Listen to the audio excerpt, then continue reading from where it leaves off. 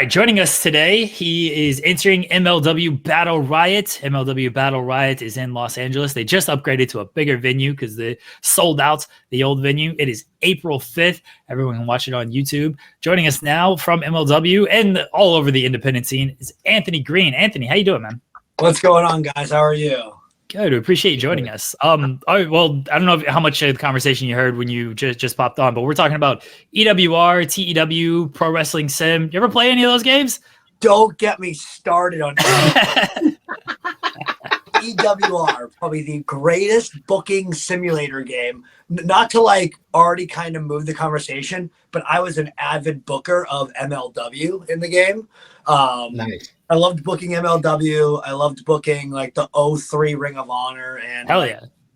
Especially NWA TNA at that time because you got to run weekly pay-per-views. Oh, I was just saying before you popped on is I started a 2002 mod and I started with TNA and I signed Goldberg and I had him lose to Bryan Danielson in his first match and he was so pissed at me. He's like, you should change the finishes. I don't care, Goldberg. Bryan Danielson's winning. Sorry, buddy. And then it ended up being like I got super nerdy into it. And obviously I found out about originally when I first started playing it in like 2007 or 8. I just thought it was that original 2003 version. Come to find out, you can just constantly like upload newer versions because even still to this day, there are message boards that update EWR every single month. And I think I did it up until realistically, probably like the last time I uploaded it or like redid it was like 2021. So like I was playing it till pretty recently. Yeah, the old school EWR, like the original EWR Revenge was like kind of the enhanced version of that. But it was so great because it was just kind of bare bones, basic stuff, and you just went through and did everything. Nowadays with like TEW, it's like, oh, you can have like a booking team and you have like backstage politics and all of this stuff. And like the depth of it is really cool. But sometimes it's like, I just want to like get my shows out there and just run stuff and that's it. And just lay it all out and see how it would simulate through this through the data that you have presented. Now, did you guys ever have like a top guy, like someone, no matter what company you ran? Like sometimes I would create my own company, but I always built my company around the same heel. Oh, okay. Who was yours? Steve Corino. Ah, that's a good shout. It was actually just signed him because he could work. He was great on the mic. I would always do like the generic feuds with him off the bat. Like I'm like, all right, let's bring in Masato Tanaka. Let's have that do their feud. And then I ended up kind of recreating a feud from Adam Pearce and Colt Cabana, but I did Steve Corino and Colt Cabana. And man, did they make absolute magic for Project X Wrestling. I actually just signed him in my TNA sim. I always put over Sid. I'm a big Sid guy. Just a dude who would go like he had pretty good ratings in some of those games too, especially like the intimidation and things like that. So he'd get like high scores on that. It's like Sid is just gonna squash all of you dudes. So that was someone I always tried to build around. Is just Sid. Awesome. All right, thanks for joining us, Anthony. We just wanted to talk EWR stuff. Tell us about the decision to join MLW and enter Battle Riot. So I'm not sure if anyone saw, but on X last night, I did it during Japanese time. I announced that I have officially made my departure from Pro Wrestling Noah, and I've decided I really want to take a step in becoming a major star on a U.S. wrestling television product. And I think MLW is a great start for me. I think it's a great place for me to end up. And the Battle Riot just happens to be where it begins for me. There have been a lot of guys that have debuted in the Battle Riot. And every year, the Battle Riot is the winner, gets a #1 contendership for the MLW World Heavyweight Championship. This time around, the MLW World Championship is actually going to be on the line. And in my opinion, just based on the people that have been announced so far, it's probably the most star-studded Battle Riot yet. And I think it's the perfect one for me to make my debut in. What do you think about another big name that is debuting for MLW in Battle Riot, which is Bishop Dyer, who is one of the latest names announced for that matchup? What do you think about his entry, and is he someone that you consider a threat in that matchup for you? So I don't know if it's cockiness or stupidity, but I don't find anyone a threat in the match per se, because there's going to be 40 of us in the ring. We're all fighting for the same thing. So I believe we all have the same chances of winning. If there's anyone that should be threatened in that match, it should be Matt Riddle, because it's going to be 39 versus 1. But that announcement is awesome. I mean, you saw what he's already done on the independent so far. He's done stuff in Canada. The guy made his independent wrestling debut at Hammerstein Ballroom. So I think that's pretty cool. And yeah, I just hope if it works out for him, he can become a regular for MLW as well. You mentioned Steve Corino and how you like to make him the ace of your company. I know you've worked with Colby in a few matches. Did you work with Steve during your time at WWE? Yeah, I did. I would actually say, outside of my normal coaches at the Performance Center, I would say Steve Corino is my mentor at the PC. He is legitimately one of my top 3 favorite pro wrestlers of all time. It's Shawn Michaels, Chris Candido, Steve Corino. I think they both offer something different. I think we all can agree Shawn Michaels is the greatest wrestler of all time. And then, you know, Bret Hart fans are mad about that one. I know. You're either one or you're the other. There's no middle ground there. I happen to be an HBK guy. You know, Chris Candido, the way he moved in the ring, like he was very innovative with his bumping and his selling. And then Steve Corino, an undersized wrestler that had the career he did, not only in America, but in Japan as well, and became a top guy nearly everywhere he went. ECW world champion, NWA world champion, MLW world champion, a guy that never had a run, quote unquote, in the WWE, and is now one of the top coaches at the Performance Center. Like, I think that is quite impressive.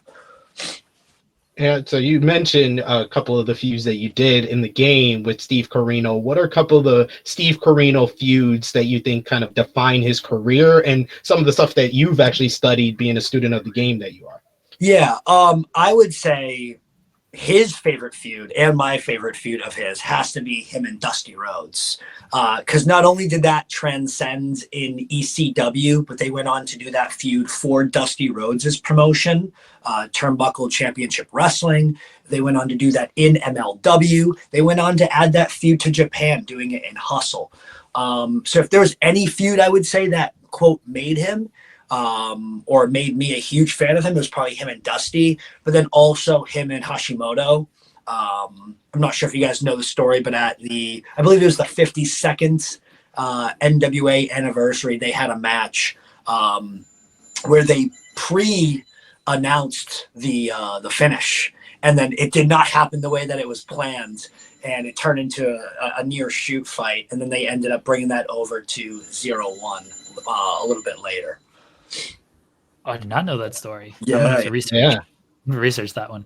Talk to us about your time in pro wrestling, Noah. You won the GSC tag team titles with Jack Morris, and just overall sharing the ring with guys like Marufuji and being in pro wrestling, Noah. So like I said, huge Steve Corino fan. So one of the coolest things I got to do is have a singles match with Masato Tanaka. Like, mind-blowing for me. That was on my first tour. My first time wrestling in Korakuen Hall, I got to wrestle Satoshi Kojima. And then from then on, after my first tour, I was home for 4 months. Not sure if I was going back. And then I got that call saying, hey, we have a plan for you. But they would not tell me what the plan was. All they said was bring black and white gear, like dark gear. I sent them a picture of gear. They said, that's perfect. So then I'm like, all right, let me get another set of gear similar to this made right away. And then when I arrived at the airport, they were very specific. They're like, please exit through this door, have like nice clothes on, and be prepared to be filmed. As I walk through, I see a camera on me, and I look to my left, and I see Jack Morris and Jake Lee. And I was gifted the first official Good Looking Guys t-shirt. And then from there, it really was like a rocket was strapped to us. we made our debuts as a team at Yokohama Arena in front of over 8,000 people at Great Muda's retirement show. A month later, we're wrestling in front of over 30,000 fans at the Tokyo Dome. Jake Lee goes on to win the heavyweight championship. And then a few months later, me and Jack become the GHC tag team champions, which I honestly didn't see happening anytime soon. I thought that was something that would take time.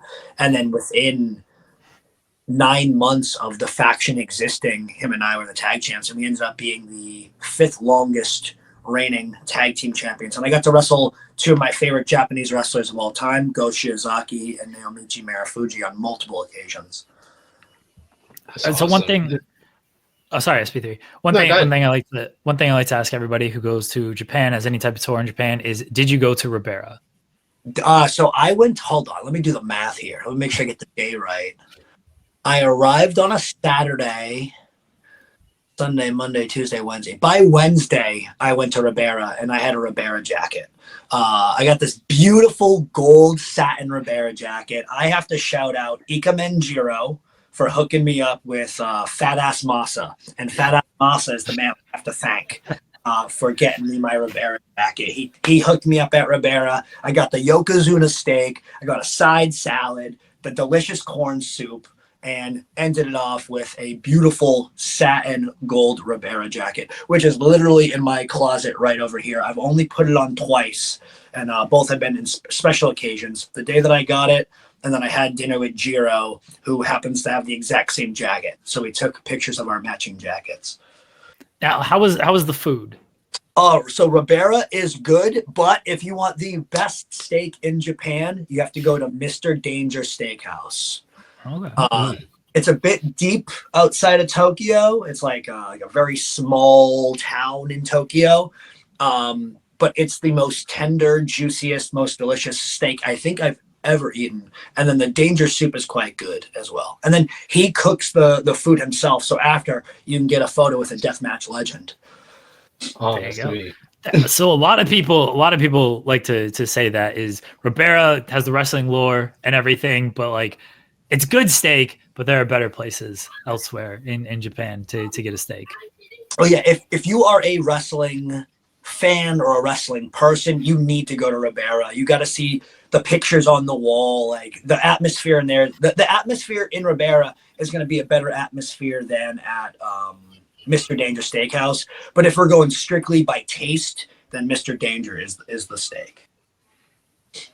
So I was gonna ask, similar to that with Japan, everybody has their hotspots, places that they visit that not everybody would know about. Everybody knows about Ribera, and you kind of told us your other steak spot to go to. What are other kind of hotspots that you went to that you would visit frequently while you were in Japan? Ooh, so anytime I would go to Osaka, they have this little wrestling shop that they sell wrestling DVDs and action figures. I don't even know if the store has a name. It just says pro wrestling merchandise. It's on a cutout sign. It looks like it's handwritten. It's a little hole in the wall, but it's an awesome store. And then when it comes to food in Osaka specifically, there is another steak place. It's called Cowboy's Hamburger Steak. They have hamburger steak and normal steak. Both taste delicious. And then if I'm in my area that I stay in, I was living in Saitama. There is a place called we call it PK, but Premium Karubi, which is it's yakiniku, which is another version of Korean barbecue. So it's 80 minutes, all you can eat for $25. They bring you raw meat, you cook it on the grill yourself. There's side options, French fries, salads. There's a dessert bar, cheese balls. The cheese balls sound weird, but they are delicious. And it's endless, all you can eat for 80 minutes. You get an iPad. They give you this iPad, and you just knock some stuff in. It comes to you within 5 minutes, and it's already on your grill, ready to be cooked. Wow. Yeah. Nice. Do your research if you go to Japan. Very important to know. Yeah. You wrestled Crowbar this year, and I don't know how many people know Crowbar is still pretty active on the independent scene. I just wanted to get your thoughts on that match and what it was like working with him. So I'll actually go back a little bit. In 2019, I got booked for a wrestling show in New Jersey, Go Pro Wrestling. I think it was their first and only show they ended up running. But I guess Crowbar was trying to get ready to get back into the ring full time, and he had a match with the Ring of Honor coming up, and they wanted to put him in with like an independent, like indie wrestler. And I ended up being the guy they asked to do it. So him and I wrestled back in 2019, and I thought that match was awesome. Then we ended up wrestling in 2022 on a small indie show in New Jersey. And then this past one is my favorite match that we've done so far. It was in Poughkeepsie, New York at the Mid-Hudson Civic Center, a famous arena that's hosted, ECW, WWF TV, WCW house shows. House of Hardcore ran there back in the day. And not only did I get to wrestle Crowbar in this like hardcore rules match in an arena that used to host ECW, but the referee was Jim Molyneux, former ECW official, the Extreme referee. So that was just cool overall for a guy his age. And I hate saying it that way, but he's in incredible shape. He can still go as if he was in his, early mid-20s. Like, he is as fresh as can be, and I think a lot of that has to do with him being a physical therapist and just knowing how his body works. But there's nothing that guy can't do. He gave me a top rope Hurricane Rana. He did like a diving splash over the top rope onto me that was laying on like a guardrail. I kicked him in the face, I think 3 times, and he still somehow got back up. But yeah, Crowbar is not only a legend, he's a friend. He's a good dude, and like I said, for a guy that's been in the business for 30 years, he can still go with the best of them. That's awesome. So you have this opportunity with MLW where you're going to be in there with 39 other men in the Battle Riot, but you say you're coming to MLW to kind of make your presence known in a U.S. company. So who are the people from MLW that you would like to lock horns in a singles capacity in the future? Number one on the list would be Matt Riddle, assuming he walks out champion, because you want the opportunity at the title. But if we're talking strictly like, I think this will be the best possible match, I would really like to wrestle Donovan Dijak. Anytime him and I have been in the ring together, it's been magic. It's been match of the night, and I think we could do that on a national scale as well. I would love to step in there with a lot of the legends that they have on their roster. They use, Satoshi Kojima would be one. Paul London would be another. C.W. Anderson. And then on like the more younger stage, the younger, more up and coming type guys, I would really like to wrestle BRG and Alex Kane. You did a couple matches with TNA/Impact in 2022. You faced Black Taurus, through Beast Mortos, and Mike Bailey. What were the matches like? And any conversations? Like, was that supposed to lead to anything? But what was working with TNA? Yeah. So I got that call last minute, like a week before the show happened, and whatever. I went down to Miami to do the tapings. Wrestled Black Taurus. So I ended up wrestling both those matches in the same day. There was 2 different sets of tapings, but for whatever reason, both of my matches were scheduled on the same day. That doesn't matter. That doesn't matter to me. I'm ready to work no matter what. I thought me and Taurus went well, but I thought me and Mike Bailey was incredible. We had like a 7-minute X Division sprint style match. Everyone was really, really happy with it. Scott D'Amore was super happy with it. Dreamer, Gail Kim, everyone seemed very pleased. Stayed in like contact with them. And then I think a month later, I was on a plane to Japan to do a 4.5-month tour to start the GLG stuff. Before I knew that, obviously. And I got a text from Tommy Dreamer as I landed saying, "Are you available this Friday in Orlando?" And I was like, "No, I'm not. I'm actually in Japan till May." And that's kind of where the conversation ended at that point. And up until then, like, I was full-time with Noah really up until December. So I haven't had really talks with anybody. And then December, when I finally got home, the first thing I actually did was I went to the MLW taping in New York to kind of show face and meet Court Bauer and meet MSL. And that's kind of how this whole thing got rolling. So all I really needed was that opportunity to be in the United States long enough to have a chance to be in front of a national wrestling company. And MLW just happened to be the one that I chose. So you've mentioned so many different legendary buildings that you've been able to wrestle in. What are kind of your top buildings that you like always wanted to work in, that you've been able to work in, and what are some that you want to work in now that you're back in a U.S. company? So I will mention the ones that I want to wrestle in first, because I think it'll be a shorter, easier list. And not all of them are necessarily in the U.S. Madison Square Garden, I think that's on everyone's bucket list. The TD Garden in Boston, because that's my home. So that's definitely somewhere I want to wrestle. And then probably Arena Mexico.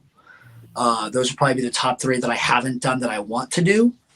And then ones that I have done that maybe I didn't think I would do. ECW Arena, which I've done multiple times. Korakuen Hall, which I've done 23 different times. I've got to wrestle at Nippon Budokan. I got to wrestle at Ryogoku Kokukikan, also known as Sumo Hall. I got to wrestle at the Tokyo Dome.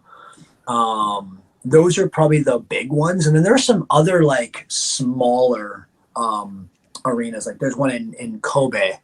The name is released from my head right this second, but there's this beautiful like glass artwork, almost like a church.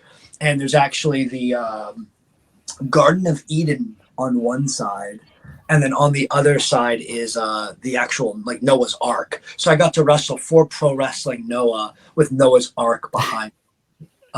That's awesome. Very cool. You sent out a tweet a couple days ago. This is for research purposes, not stalking timelines or anything like that. My new favorite hobby is betting on over-under parlays on WCW Saturday night squash matches. So I have to know, what's your ROI on these parlays here?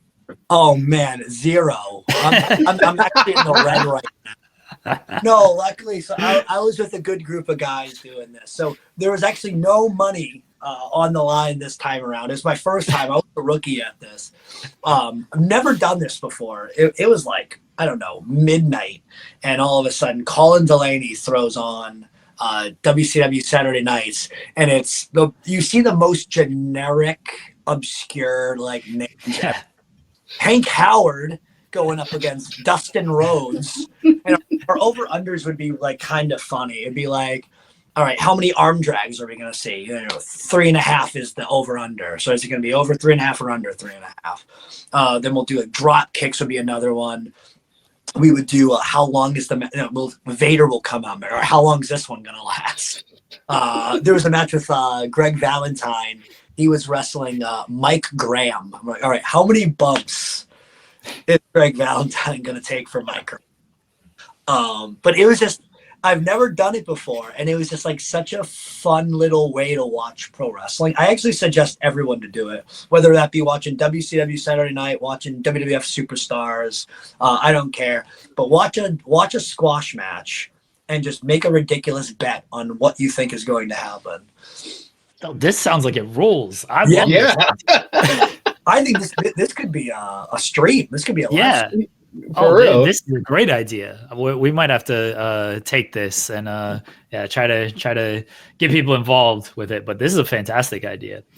Anthony, before we let you go, one thing we like to do with everybody, we play a little game on this channel. It's called Partner, Promo, Punch in the Face. I'm going to give you 3 names. You pick one to partner with, one to promo against, one to punch in the face. All right. So am I promoing with them or against them? Against them. Okay. All right. Against them.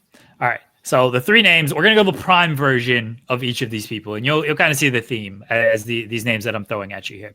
So ECW legend Steve Corino, WWE legend Shawn Michaels, and WCW legend Sting. Those are the 3 names that I'm going to throw at you. All right. So I am going to team with Shawn Michaels.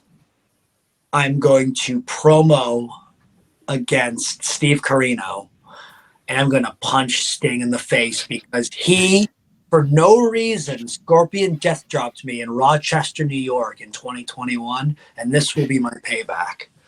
There I you feel go. like, hold on, no reason. Sting is a man who has a reason for everything. I'm not saying you did anything wrong, Anthony, but All I'm saying is John Moxley and Eddie Kingston beat me clean in the middle of the ring, and as I tried to roll out in defeat, I got kicked back into the ring, picked up by Sting, and then Scorpion death dropped.